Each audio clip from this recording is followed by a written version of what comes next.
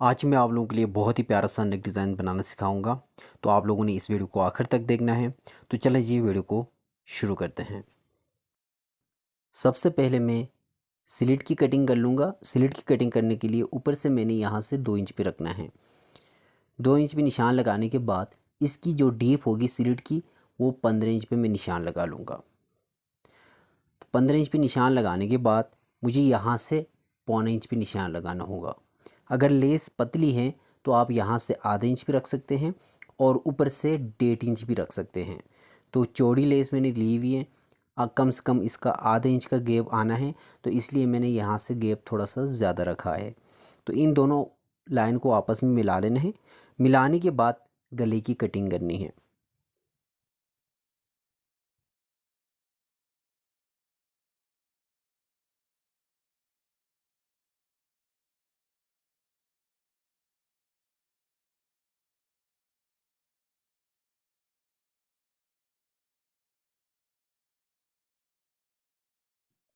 Slit की मैंने cutting कर लिया है। स्लिट की कटिंग करने के बाद मुझे गले की कटिंग करनी होगी।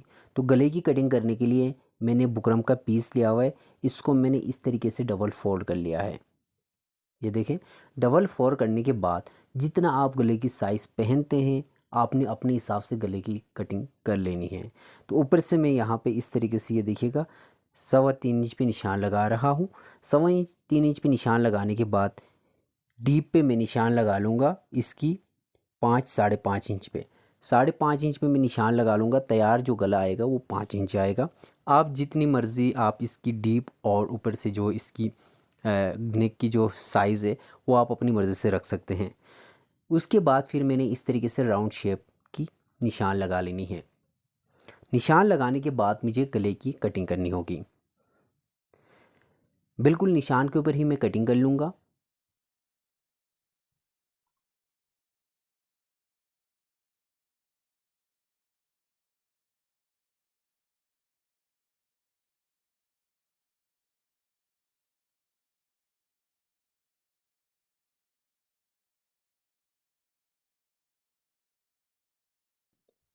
गले की मैंने कटिंग कर ली है। गले की कटिंग कर लेने के बाद सबसे पहले फ्रंट को बिछाना होगा।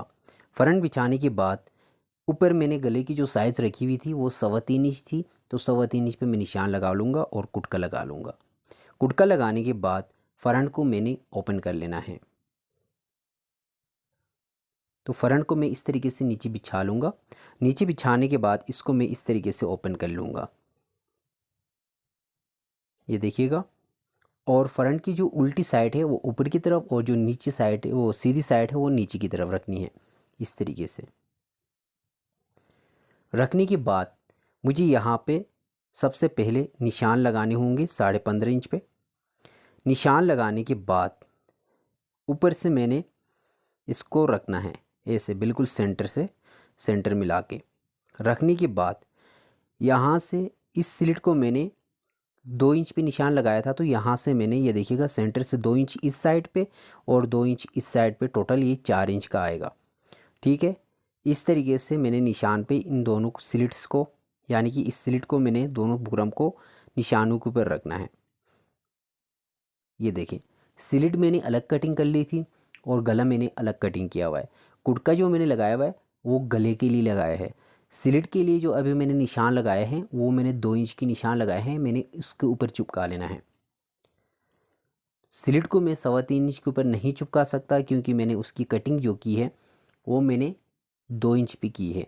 तो मैं यहाँ पे जो मैंने निशान लगाए हैं 2 इंच की, मैंने 2 इंच नाप के उस पर मैंने स्लिट चिपका लिया है। स्लिट चिपकाने के बाद मैंने आधा आधा इंच का दबाव छोड़ के बाकी जो भी फालतू का कपड़ा था उसको कटिंग कर लिया है। और कॉर्नर पे मैंने कुटका लगाना है। लगाने के बाद इसका जो भी फालतू कपड़ा है उसको फोल्ड कर लेंगे। पानी मार के इस्त्री को गर्म करना है और उसके बाद कपड़े को फोल्ड करना है।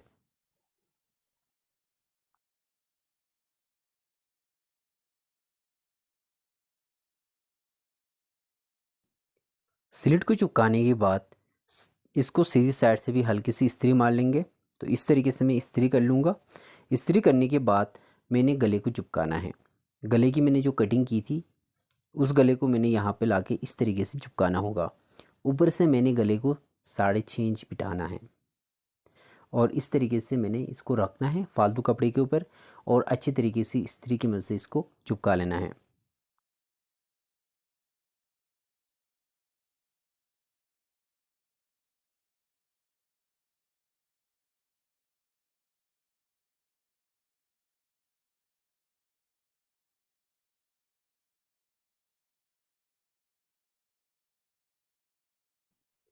गले को मैंने अच्छी तरीके से इसको चिपका लिया है और इसका जो सेंटर था उस पर मैंने क्रीज भी बिठा लिया है।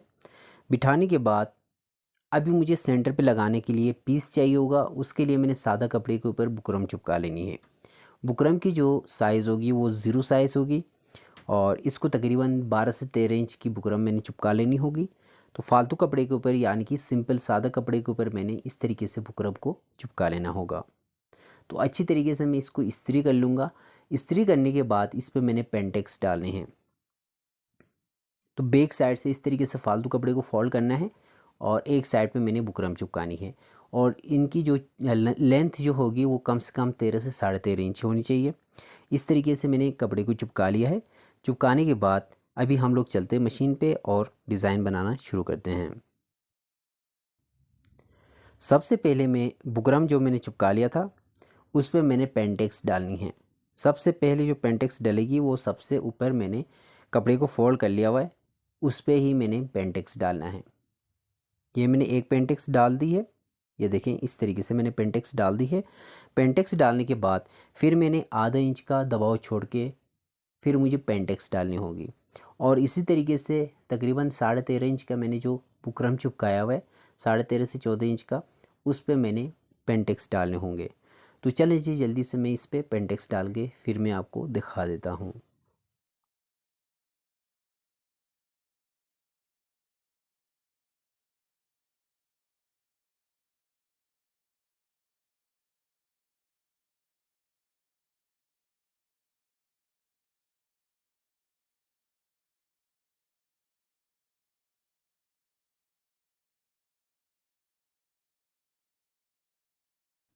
सेंटर पीस पे मैंने पेंटेक्स डाल दी है। इसी तरीके से आप लोगों ने भी इस पे पेंटेक्स डालने हैं। पेंटेक्स डालने के बाद सबसे पहले मैं फ्रंट को बिछा लूँगा और उस पर मैंने ये वाली लेस लगानी है। लेस को मैं इस तरीके से सेंटर कर लूँगा और उसके बाद इसकी कटिंग कर लूँगा।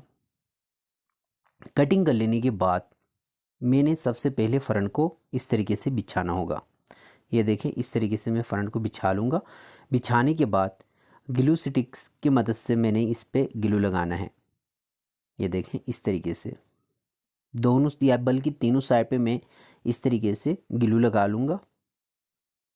एक साइड पे मैंने लगा दी है और अभी मैं दूसरी साइड पे लगा रहा हूँ। ये देखिएगा इसी तरीके से मैंने दूसरी साइड पे भी लगा दी है और सबसे आखिर में जो नीचे साइड है ये देखें इस तरीके से यहाँ पे भी मुझे ग्लू लगाना होगा। ग्लू लगाने के बाद सबसे पहले मैं इस पे लेस लगा लूँगा। ये वाली लेस इस तरीके से मुझे रखनी होगी। ये देखें इस तरीके से इसकी सीधी साइड जो है वो मैं नीचे मशीन की तरफ रख लूँगा और जो उल्टी साइड है वो ऊपर की तरफ रख लूँगा और एक जैसी मैंने इस लेस को लगा लेनी है। ये देखें इस तरीके से बिल्कुल हल्के हाथ से रखना है, लेस को नहीं खींचना, आपने हल्के हाथ से इसको छोड़ना है। ये देखिएगा इस तरीके से आपने एक साइड पे ये लेस लगा दी है। अब दूसरी साइड पे इस लेस को लगा लेना है। तो इसी तरीके से आपने दूसरी साइड पे इस लेस को लगा लेना है। तो दूसरी साइड पे भी मैंने लेस को लगा लिया है। लेस लगाने के बाद आपने क्या करना है, सबसे पहले यहाँ पे इस लेस पे ही आपने वापस इस ग्लू को लगा लेना है। ये देखें इस तरीके से ऊपर आप लोगों ने ग्लू को लगा लेना है।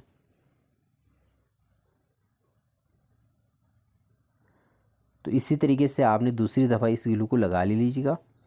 ग्लू लगाने के बाद इसका जो सेंटर पीस है इसको हम लोगों ने इसके ऊपर रखने हैं, वरना इस पे डबल सिलाइयाँ नज़र आती। अभी मैंने ग्लू की मदद से इस पे लेस और सेंटर पीस को लगा लूँगा तो इंशाल्लाह एक ही सिलाई में ये सारे काम हो जाएंगे। तो इस तरीके से सबसे पहले आपने गले की ऊपर से साइज़ लेनी है। ऊपर से मैंने कुटकल यहाँ पे जो लगाया था वो 3.25 इंच, यानी कि जब ओपन कर लेंगे तो 6.5 इंच का गला होना था। तो 6.5 इंच आपने इस तरीके से गले को पहले सेट कर लेना है। गला सेट करने के बाद गले की जो डीप होगी वो भी मैंने 6.5 इंच रखनी है और गला तैयार 6 इंच आएगा। तो इस तरीके से आपने इसकी डीप नापनी है। एक साइड से नाप लिया, अब दूसरी साइड से नापना है और इसकी सीधी, बिल्कुल सीधी सी नाप भी करनी है दोनों साइड की, ताकि गला ऊपर नीचे ना हो। तो इस तरीके से आपने इसके ऊपर रखना है और इसके बाद इस तरीके से गला बन के तैयार हुआ है। इसके ऊपर हम लोगों ने किनारे की सिलाई लगानी है। तो चले जी, पहले इसको नाप लेते हैं। नापने के बाद अगर ये सही है, और यहाँ से भी मैंने नाप ली और यहाँ से नीचे भी मैं नाप लूँगा, तो ये देखिएगा सेंटर पीस जहाँ पे आगे ख़त्म हो रही है वहीं से नीचे भी मैं नाप लूँगा। इसको पहले सेट कर लेना है अच्छी तरीके से और उसके बाद ही फिर सिलाई लगानी है। तो इस तरीके से मैंने चेक कर लिया है और यहाँ पे मैं किनारे की मदद से सिलाई लगाते हुए पूरे गले पे सिलाई लगा लूँगा। तो ये देखें, इस तरीके से यहाँ पे लाके आपने हल्का सा पक्का करना है। पक्का करने के बाद इस तरीके से किनारे की सिलाई लगाते हुए आपने अच्छी तरीके से इस पे फिनिशिंग के साथ इस लेस को लगा लेना है। एक ही सिलाई में लेस भी लग जाएगी आपकी और सेंटर पट्टी भी लग जाएगी। तो इसी तरीके से आपने क्रॉस पे भी निशान सिलाई लगानी है और उसके बाद आपने दूसरी साइड पे भी सिलाई लगा के डिज़ाइन को तैयार कर लेना है।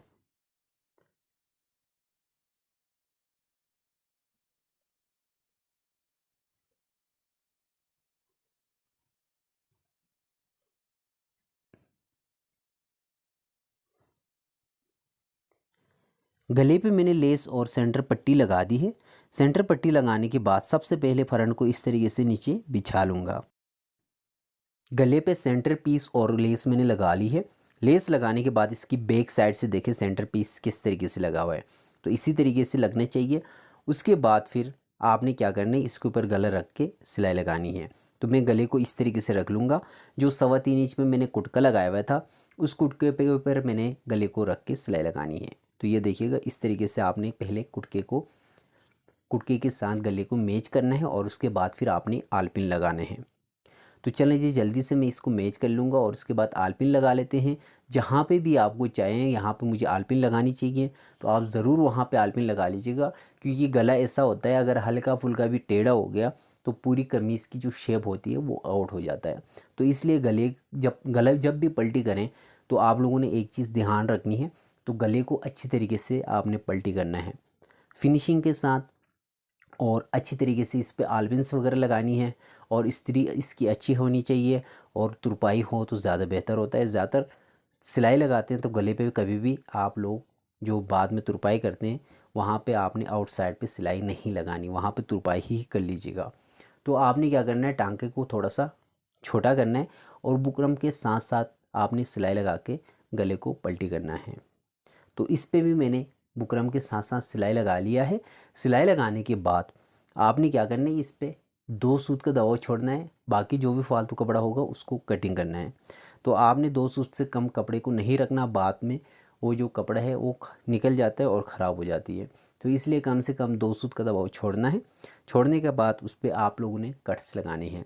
जितने अच्छे और जितने करीब आप लोग कट्स लगा लेंगे तो गला उतनी ही आसानी से और उतनी ही फिनिशिंग के साथ गला पलटी होगा और इस्त्री करने में भी आसानी होगी। तो आपने क्या करना है, ज़्यादा से ज़्यादा इस पर कट्स लगाने हैं। तो चलिए जी, जल्दी से इसको मैंने उल्टा करना है, पलटी करना है और उसके बाद अच्छी तरीके से इसको इस्त्री की मदद से बिठा के फिर आप लोगों को दिखा देना है।